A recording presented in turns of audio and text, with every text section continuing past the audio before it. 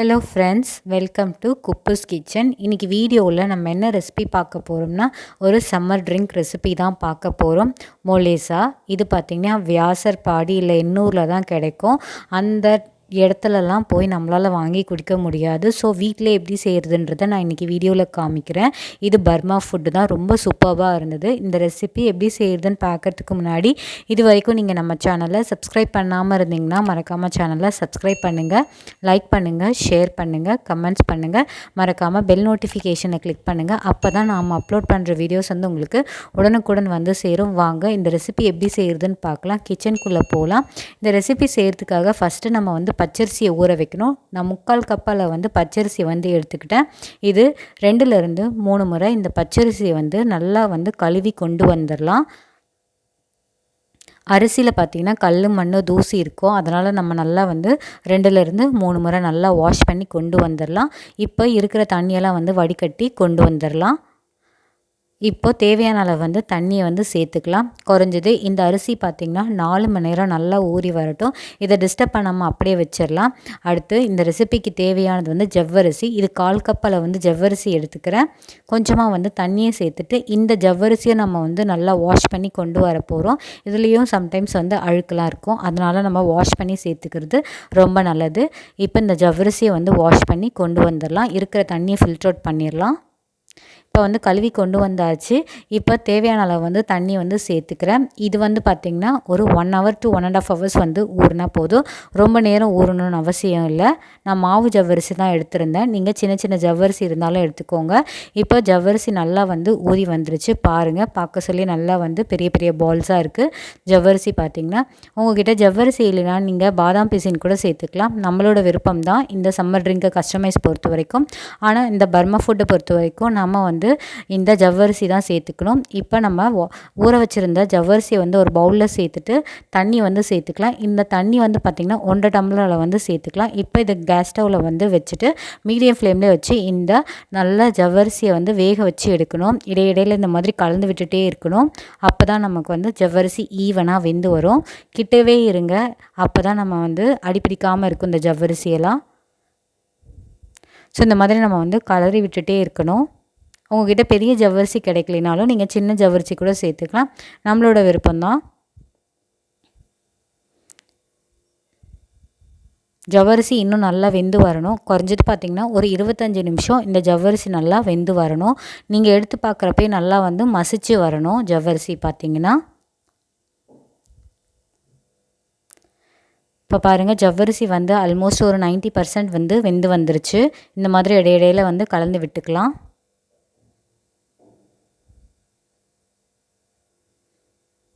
So இப்போ ஜவ்வரிசி நல்லா வெந்துருச்சு. இது கரெக்டான ஸ்டேஜ். இப்போ கேஸ் ஸ்டவ் வந்து ஆஃப் பண்ணிவிட்டு இந்த ஜவ்வரிசி நம்ம வந்து வடிகட்டி எடுத்துக்கலாம்.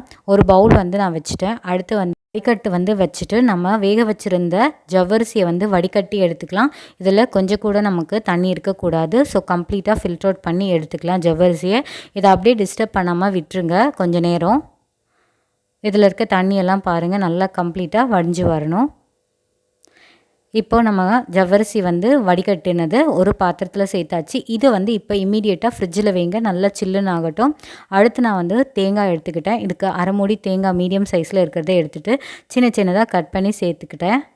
கட் பண்ணி வச்சுருந்த தேங்காய் வந்து மிக்சர் ஜாரில் வந்து சேர்த்துட்டு ஒரு டம்ளர் அளவு வந்து தண்ணியை வந்து சேர்த்துட்டு இது தேங்காய் பால் தான் எடுக்க போகிறோம். இதில் வந்து முதல் தேங்காய் பால், 2வது தேங்காய் பால் அப்படிலாம் கிடையாது. நான் 2 டைம் வந்து தேங்காய் பால் எடுத்துக்கிட்டேன். இப்போ இதை நல்லா அரைச்சி கொண்டு வந்துடலாம். கொண்டு வந்ததை ஒரு பவுலில் வச்சுட்டு வடிகட்டியை வச்சு நல்லா வந்து இந்த தேங்காய் பால் வந்து வடிகட்டி எடுத்துக்கணும். இதாகவே நான் வந்து சேர்த்து நான் வந்து அரைச்சி எடுத்துட்டேன். 2 தேங்காய் பாலாக நான் எடுத்துக்கிட்டேன். திக்காக வேணும்னா நீங்கள் முதல் தேங்காய் பாலோட விட்டுருங்க. இப்போ இதை நல்லா கம்ப்ளீட்டாக வடிகட்டி எடுத்துடணும்.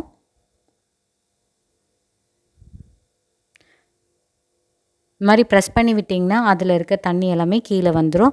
இப்போ இதையும் நம்ம இம்மீடியட்டாக நம்ம ஃப்ரிட்ஜில் எடுத்து வச்சிடலாம். நல்லா சில்லுன்னு இருக்கும். இப்போ தேங்காய் பாலும் ரெடி ஆகிடுச்சு. அடுத்து நம்ம வந்து வெல்லம் வந்து கரைச்சி எடுத்துக்க போகிறோம்.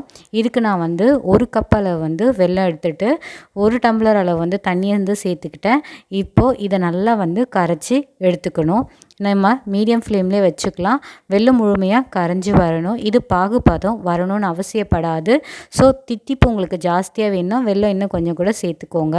1 கப் அளவு தான் வெல்லம் வந்து எடுத்திருந்தேன். இது பெரிய பெரிய சைஸில் இருக்கனால 1 கப் அளவு வந்து எனக்கு போதுமான அளவாக இருந்தது.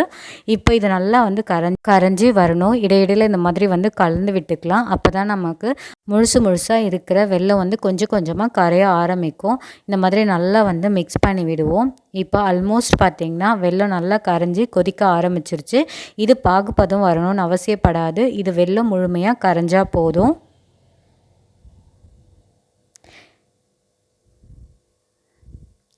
இப்போ நல்லா வந்து கொதிச்சு வந்துருச்சு. கரெக்டான ஸ்டேஜில் இருக்கும். இந்த டைம் வந்து கேஸ் ஸ்டவ் வந்து ஆஃப் பண்ணிடலாம். ஆஃப் பண்ணதும் இமீடியேட்டாக நம்ம இதை வந்து வடிகட்டி எடுத்துக்கலாம். ஒரு பவுல் வச்சுட்டு வடிகட்டி எடுத்துகிட்டு இப்போ நம்ம கரைச்சி வச்சுருந்த வெல்லத்தை வந்து சேர்த்து நல்லா வந்து ஆற வச்சிடலாம். ஆறின பிறகு நம்ம ஃப்ரிட்ஜில் வந்து இமீடியேட்டாக வச்சிடலாம். என்னென்ன ஃப்ரிட்ஜில் வச்சுருக்கோன்னா நம்ம வந்து ஜவ்வரிசி வச்சுருந்தோம், அடுத்து வந்து தேங்காய் பால் வச்சுருந்தோம். இப்போ வந்து கரைச்சி வச்சுருந்த வெல்லத்தையும் எடுத்து ஃப்ரிட்ஜில் வச்சிடலாம். நல்லா சில்லுன்னு ஆகட்டும். அடுத்து நம்ம ஊற வச்சுருந்த பச்சரிசியை வந்து அரைச்சி கொண்டு வர போகிறோம். இப்போ நல்லா வந்து ஊறி வந்துருச்சு. அரிசியை வந்து மிக்சர் ஜாரில் வந்து சேர்த்துக்கலாம்.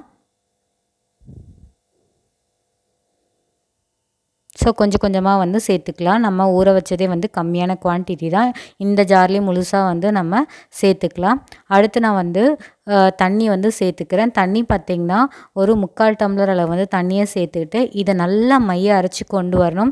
கொரன்னு அரைக்கக்கூடாது. நல்லா மைய அரைச்சிட்டு மிக்சிங் பவுலில் வந்து அரைச்ச பச்சரிசியை வந்து சேர்த்துக்கலாம். சேர்த்துட்டு நல்லா வந்து ஒரு டைம் கலந்து விட்டுக்கலாம். இந்த அளவுக்கு நம்ம வந்து மாவு வந்து மைய அரைச்சி கொண்டு வந்துடலாம். அடுத்து இந்த மாவு வந்து வேக வச்சு எடுக்க போகிறோம். அதுக்காக கேஸ் ஸ்டவ் ஆன் பண்ணிவிட்டு கடாயை வச்சுட்டேன். கடாய் நல்லா சூடானதும் 1.5 டம்ளர் அளவு வந்து தண்ணியை சேர்த்துக்கிறேன். இப்போ தண்ணியை சேர்த்தாச்சு. அடுத்து நம்ம வந்து கொஞ்சமாக வந்து உப்பு சேர்த்துக்கிறோம். 1/2 டேபிள் ஸ்பூன் அளவு வந்து உப்பு சேர்த்துக்கலாம். அடுத்து 1/2 டேபிள் ஸ்பூன் அளவு வந்து நெய் சேர்த்துக்கலாம். இதெல்லாம் நல்லா வந்து கரையட்டும். இன்கேஸ் தண்ணி ஜாஸ்தியானாலும் பிரச்சனை கிடையாது. நம்ம மாவு ஊற்றி மிக்ஸ் பண்ணுறப்போ நல்லா திக்கான கன்சிஸ்டன்சி ஆகிரும். இப்போ தண்ணி நல்லா வந்து காயட்டும். இந்த அளவு வந்து கொதித்து வரணும். இப்போது நம்ம வந்து அரைச்சி வச்சுருந்த பச்சரிசியை வந்து சேர்த்துக்கலாம். சேர்த்துட்டு இமீடியேட்டாக நம்ம வந்து கலந்து விடணும். இந்த டைமில் நீங்கள் மீடியம் ஃப்ளேம்லேயே வச்சுக்கோங்க. இப்போ கைவிடாமல் நல்லா வந்து கலந்து விடணும். இது திக்கான கன்சிஸ்டன்சி ஆகணும். இந்த மாவு பார்த்திங்கன்னா கொஞ்சம் கொஞ்சமாக இந்த மாவு நல்லா திக்காக ஆரம்பிக்குது. கைவிடாமல் இந்த மாதிரி கலந்து விட்டுட்டே இருக்கணும். இல்லைனா அடிப்பிடிக்க சான்சஸ் நிறையவே இருக்குது. பாருங்கள் நல்லா கட்டி ஆகுது. இதை நல்லா இப்போவே வந்து உடச்சி விடுங்க. இப்போ நல்லா வந்து திக்கான கன்சிஸ்டன்சி ஆகணும். இந்த மாவு பார்த்திங்கன்னா நல்லா வெந்து வரணும். பச்சரிசி மாவு நல்லா சாஃப்டாகவும் இருக்கணும். இந்த மாதிரி கைவிடாமல் நல்லா வந்து கலந்து விட்டுட்டே இருக்கணும். ஈவனாக நல்லா வெந்து வரணுன்றதுக்காக ஈக்குவலாக நம்ம வந்து மிக்ஸ் பண்ணி விடணும். ஸோ இந்த மாதிரி சுழட்டி நம்ம இந்த மாவு நல்லா மிக்ஸ் பண்ணி விடணும். இன்னும் நல்லா மாவு வந்து திக்கான கன்சிஸ்டன்சி ஆகட்டும். மாவு நல்லா வெந்து வரணும். இப்போ நம்ம வந்து தண்ணியை தொட்டு பார்க்கலாம். மாவு வெந்துருச்சா இல்லையான்னு சொல்லிட்டு கையில் கொஞ்சமாக தண்ணியை வச்சுட்டு இந்த மாதிரி தொட்டு பாருங்கள். நமக்கு கையில் வந்து ஒட்டாமல் வந்துருச்சுன்னா மாவு நல்லா வெந்துருச்சு. கேஸ் ஸ்டவ் வந்து ஆஃப் பண்ணிடலாம். அடுத்து ஒரு மிக்சிங் பவுலில் வந்து ஐஸ் கட்டி வந்து சேர்த்துக்கிறேன். கொஞ்சமாக வந்து ஐஸ் வாட்டரையும் சேர்த்துக்கிறேன். ஐஸ் கட்டி என்கிட்ட க்யூபாக இல்லாதனால நான் ஒரு பவுலில் வந்து தண்ணியை ஊற்றி வச்சுட்டு நான் ஐஸ் கட்டியாக கன்வெர்ட் பண்ணி எடுத்துக்கிட்டேன். இந்த பவுலில் நம்ம ஆல்ரெடி வந்து தயார் பண்ணி வச்சுருந்த பச்சரிசி மாவு இருக்குது பார்த்திங்களா, நல்லா கெட்டியான பதத்தில்.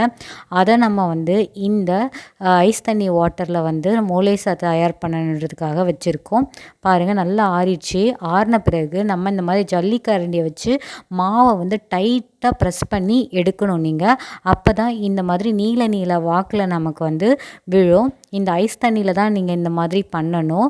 மாவை வந்து நிறைய எடுத்துக்கிட்டு நல்லா டைட்டாக வந்து ப்ரெஸ் பண்ணி விட்டிங்கன்னா அந்த ஜல்லிக்கரண்டியில் இருக்கிற அளவுக்கு ஷேப்புக்கு வந்து நீளமாக நமக்கு விழும்.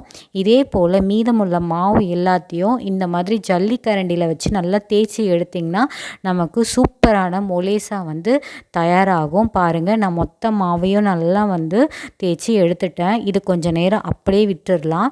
டிஸ்டர்ப் பண்ண வேண்டாம். இந்த மொலேசாவை நல்லா சில்லுன்னு இருக்கட்டும். இப்போ ஒரு 10 மினிட்ஸ் கழித்து நம்ம பார்க்கலாம். 10 மினிட்ஸ் கழித்து அதே ஜல்லிக்கரண்டியை வச்சு நல்லா வடிகட்டி எடுத்து இந்த மோலேசாவை வந்து ஒரு பாத்திரத்தில் வந்து மாற்றி எடுக்க போகிறோம். இதை எடுக்கிறப்போ நல்லா வந்து தண்ணியெல்லாம் வடிகட்டிடணும். வடிகட்டி நம்ம இன்னொரு பாத்திரத்தில் வந்து மாற்றிக்கலாம். இந்த ப்ராசஸ் செய்கிறது ரொம்ப சிம்பிளான ப்ராசஸ் தான். ஆனால் பார்க்குறதுக்கு தான் ரொம்ப டஃப்பாக இருக்கும். பட் நீங்கள் வந்து ஒன் டைம் செஞ்சு பார்த்தீங்கன்னா இந்த ப்ராசஸ் ரொம்ப வந்து சிம்பிளாக தான் இருக்கும். ஸோ எல்லா மொலேசாவை வந்து வடிகட்டி நம்ம ஒரு பாத்திரத்தில் சேர்த்துக்கலாம். இந்தளவு குவான்டிட்டி நமக்கு கிடச்சிருக்கு. இப்போ நம்ம ஃப்ரிட்ஜில் வச்சுருந்தோம் பார்த்திங்கன்னா, தேங்காய் பால், ஜவ்வரிசி, அடுத்து வெள்ளைக்கரைசல் இதெல்லாம் எடுத்துகிட்டு வந்து ரூம் டெம்பரேச்சரில் வச்சிடலாம். அடுத்து ஒரு கண்ணாடி கிளாஸில் நம்ம தயார் பண்ணி வச்சுருந்த மோலேசாவை வந்து 3 டேபிள் ஸ்பூன் அளவு வந்து இந்த ஒரு கண்ணாடி கிளாஸ்லேயும் சேர்த்துக்கிறேன், இன்னொரு கண்ணாடி கிளாஸ்லேயும் சேர்த்துக்கிறேன். அடுத்து நம்ம தயார் பண்ணி வச்சுருந்த ஜவ்வரிசியும் சேர்த்துக்கணும். இதெல்லாம் எதுக்கு நம்ம வந்து ஃப்ரிட்ஜில் வைக்கிறோன்னா நல்லா சில்லுன்னு இருந்தால் தான் இந்த சம்மர் ட்ரிங்க் வந்து சூப்பராக இருக்கும். இது வியாசர்பாடி எண்ணூரில் வந்து மார்னிங் கிடைக்கும். ரொம்ப சூப்பராக இருந்தது இந்த மொலேசா பார்த்திங்கன்னா. இப்போ ஜவ்வரிசியை வந்து சேர்த்துக்கலாம். 2 டேபிள் ஸ்பூன் ஜவ்வரிசியை வந்து சேர்த்துக்கிறேன். 2 கண்ணாடி கிளாஸ்லேயும் பார்த்திங்கன்னா. உங்கள்கிட்ட ஜவ்வரிசி இல்லைன்னா நீங்கள் பாதாம் பிசின் கூட சேர்த்துக்கலாம். நம்மளோட விருப்பம்தான். பட் ட்ரெடிஷ்னல் வே பார்த்திங்கன்னா ஜவ்வரிசி தான் போட்டு செய்வாங்க. அடுத்து வந்து பார்த்திங்கன்னா வெள்ளை கரைச்சி வச்சுருந்தோம் பார்த்திங்களா, அது வந்து நம்ம 2 குழிக்கரண்டி அளவு வந்து சேர்த்துக்கலாம். ஃபஸ்ட்டு வந்து ஒரு குழிக்கரண்டி அளவு வந்து சேர்த்துக்கிட்டேன். இன்னும் கொஞ்சம் நேரம் கழித்து இன்னொரு குழிக்கரண்டி அளவு வந்து சேர்த்துக்கலாம். இப்போது வெள்ளை கரைசலும் நம்ம வந்து சேர்த்தாச்சு. அடுத்து நம்ம தேங்காய் பால் தான் சேர்க்க போகிறோம். தேங்காய் பால் பார்த்திங்கன்னா அதே குழிக்கரண்டி அளவில் சேர்த்துக்கலாம். நமக்கு குவான்டிட்டி இதுதான் கிடையாது. உங்களுக்கு எந்த அளவுக்கு தேவையோ அந்தளவுக்கு நீங்கள் வந்து சேர்த்துக்கோங்க. நான் இனிஷியலாக 2 குழிக்கரண்டி அளவு வந்து தேங்காய் பாலும் வெள்ளை கரைசலும் சேர்த்துக்கிறேன். உங்களுக்கு இன்னும் வேணால் மோலேசாவும் சேர்த்துக்கலாம் நீங்கள்.